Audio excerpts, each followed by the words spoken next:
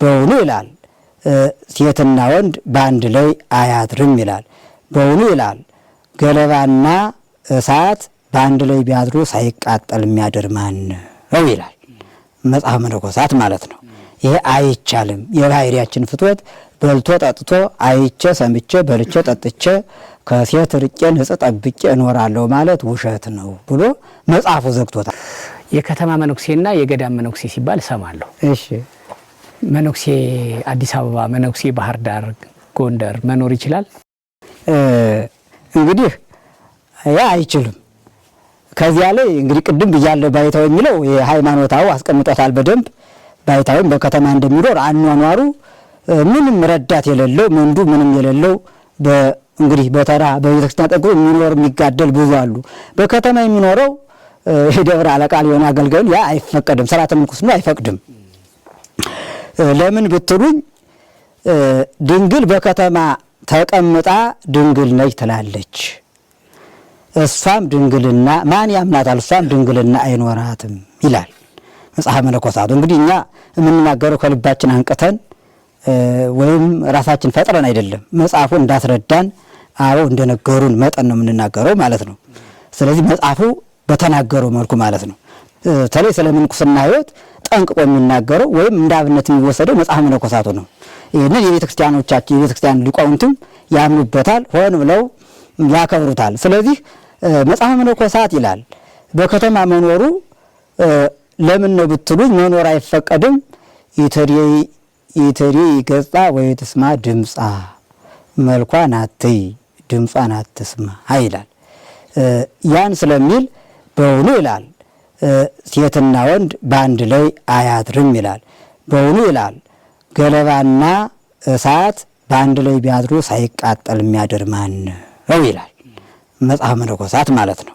ይሄ አይቻልም። የባህሪያችን ፍትወት በልቶ ጠጥቶ አይቼ ሰምቼ በልቼ ጠጥቼ ከሴት ርቄ ንጽህ ጠብቄ እኖራለሁ ማለት ውሸት ነው ብሎ መጽሐፉ ዘግቶታል። መጽሐፉ ከዘገው እኛ መጽሐፉን ልናሻሽለው ሊቃውንትም ስንጠይቃቸው መጽሐፍ ካለ ውጭ እኛ ራሳችን አፈንጭተን አናስተምርም፣ አንነግርም። የተመጻፈው መጽሐፍ አባቶቻችን በመንፈስ የጻፉትን የደሩ ብቻ እነሱን እናስተምራለን እንጂ ራሳችን ሊቃውንት ነመናችን ያንን ከማስተማር ውጭ ሌላ አሻሽለን አንናገርም ብለው ዘግተዋል። ከተማ ያሉ መነኮሳት ጠይቂያቸው አውቃለሁ። ይሄን አንድ ሶስቱ ያሉኝን ተመሳሳይ ስለሆነ ልንገረው። መልካም እሺ። ይሄን ዓለም ለመባረክ ይሄን ዓለም ለማስተማር ነው የመጣ ነው።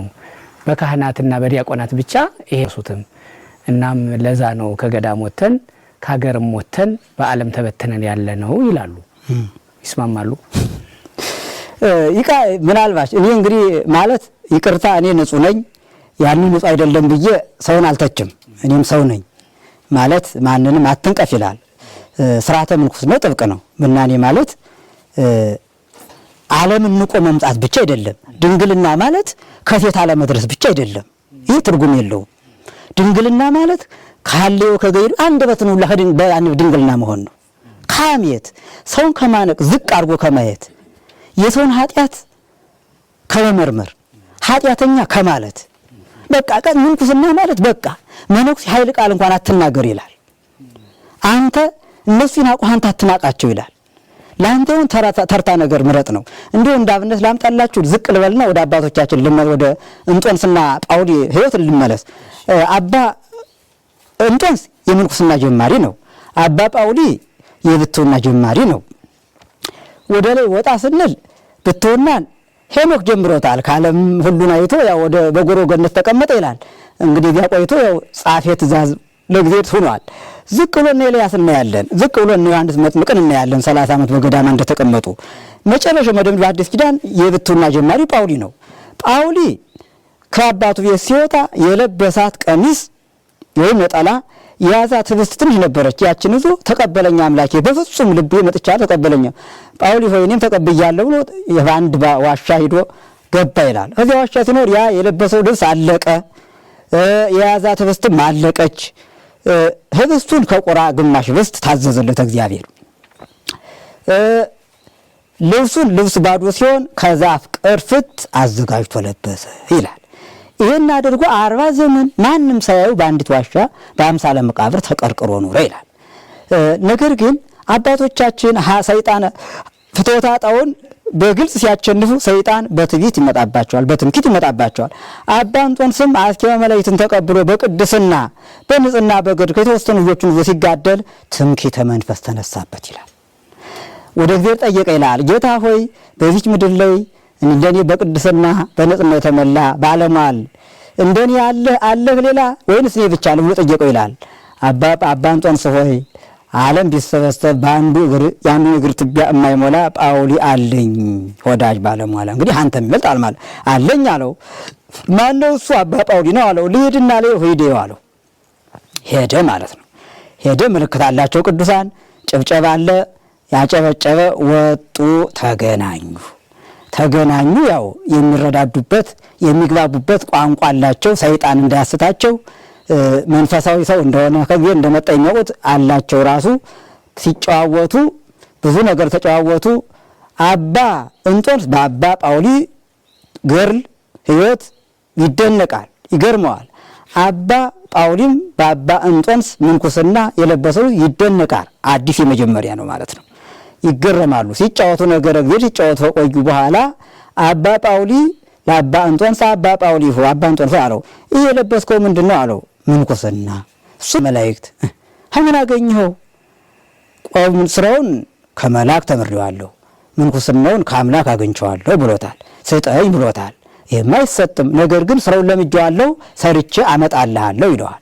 ስለዚህ ይህን ተጨዋውተው ብዙ ነገር ተጨዋወቱ። በኋላ እየተጨዋወቱ እያለ የሚመገቡበት ሰዓት ሲደርስ ቁራ ነበር ምግቡን የሚያመጣለት። እግዚአብሔር ያዘዘ ቁራ ግማሽ በስተ ነበር የሚያመጣለት። ውሃ ግን በዚህ ባይቱ አካባቢ ትንሽ ምንጭ ነበረች፣ ያችን እየጨለፈ ይጠጣ ነበር።